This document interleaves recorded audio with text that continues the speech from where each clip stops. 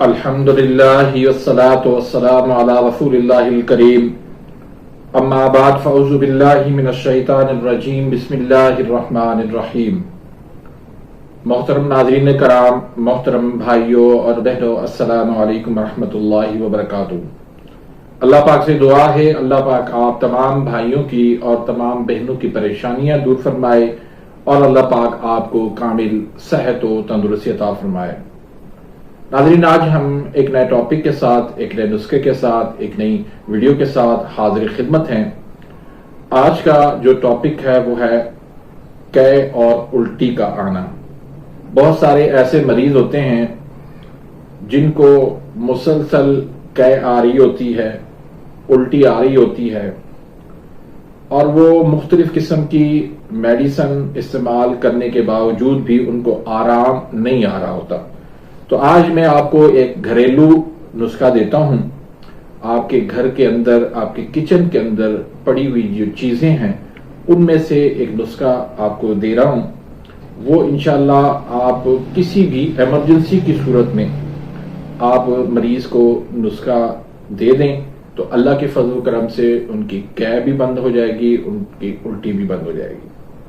خاص طور پہ جو حاملہ عورتیں ہوتی ہیں ان کو بھی مسلسل قے آ رہی ہوتی ہے اور وہ کسی دوائی سے ان کو آرام نہیں آ رہا ہوتا، یا جن کے معدے خراب ہو جاتے ہیں، بد ہضمی ہو جاتی ہے، کھٹی ڈکاریں آنے لگ جاتی ہیں، ان کے لیے بھی یہ نسخہ بہترین ہے۔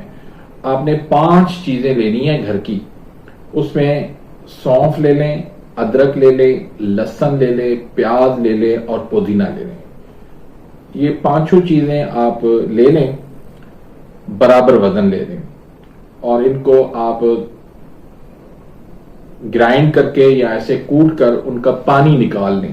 آپ ان کو جوسر مشین میں ڈال کے، تھوڑا پانی ڈال کے آپ ان کو گرائنڈ کریں گے تو ان کا پانی نکل آئے گا۔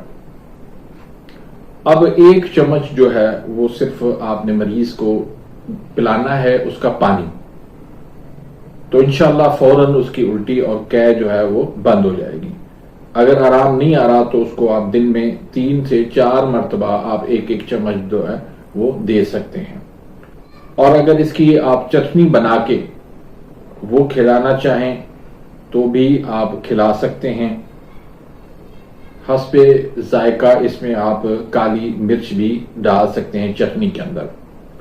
تو انشاءاللہ یہ جو مسائل ہیں، بد ہضمی، معدے کی خرابی، قے، الٹی آنا، کھٹی ڈکاریں آنا، یہ ساری چیزیں انشاءاللہ دور ہو جائیں گی۔